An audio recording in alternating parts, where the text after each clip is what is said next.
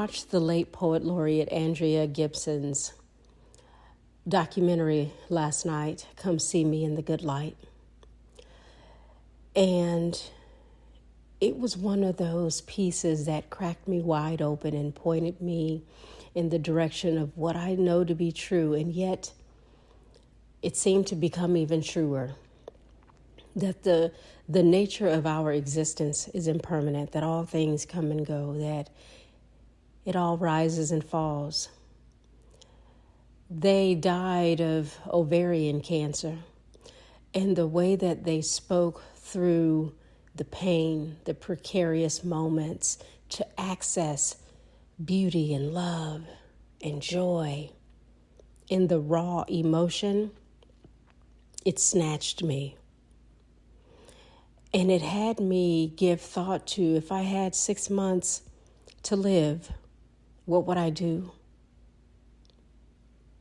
How would I spend those 6 months?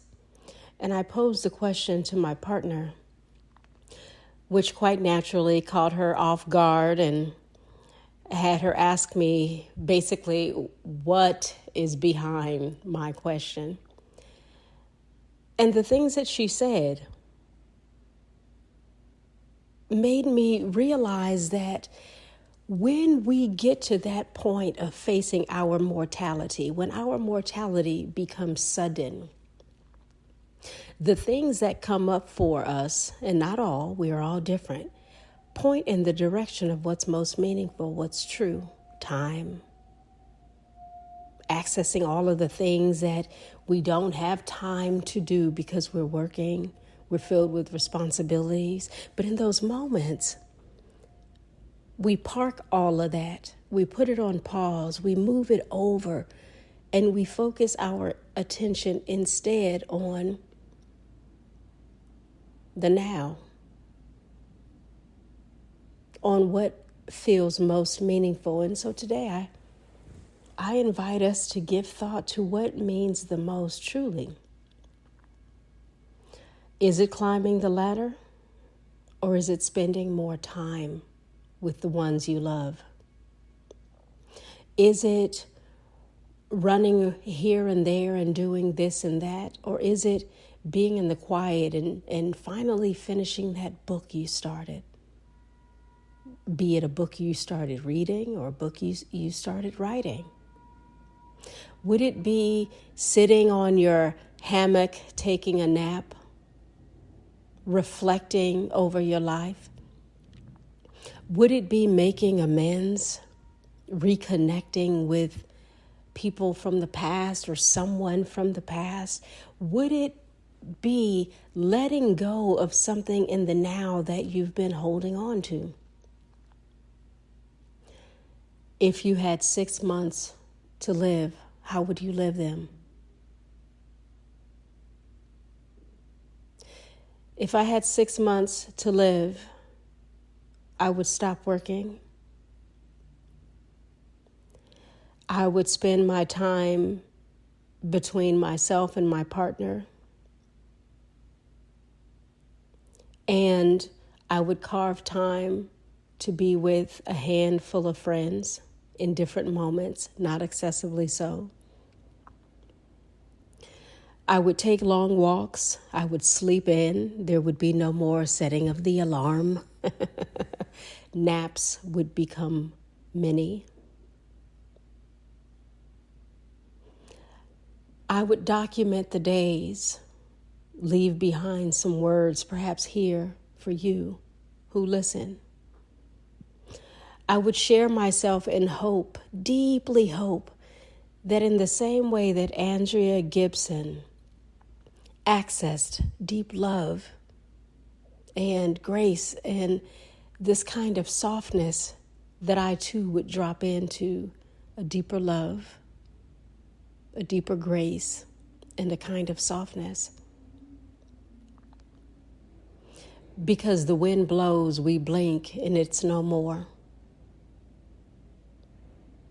In some moment, all of our green lights will go red. And there will be no taking another step, no breathing another breath, at some point, our exhale will lead into the no more. And we don't think about that enough, most of us. We do not contemplate our mortality. There's something about, well, if I think about it, am I making it so? You know, what's interesting about that is I think about many things and I have yet to make them so. If only, right?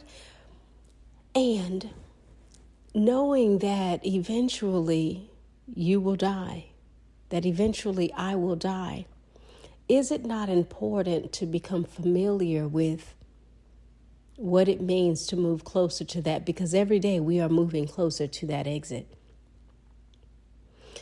Is it not important to have a level of readiness?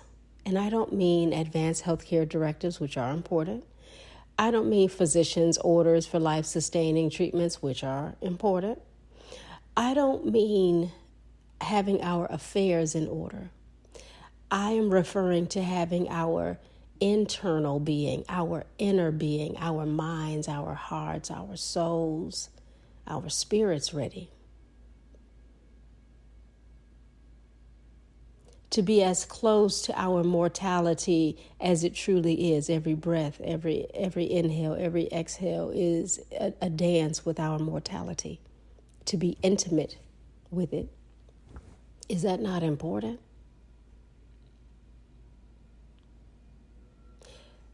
So today, I invite you to take a walk with that question.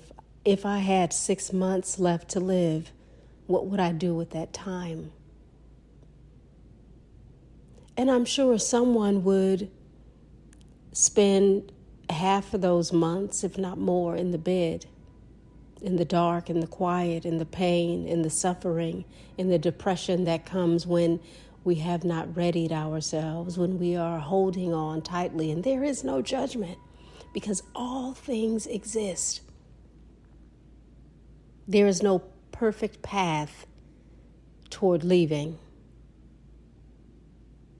And yet, in this moment now where we are living and breathing and are well or mostly well, we are coherent and lucid, able to give it thought, may we contemplate it.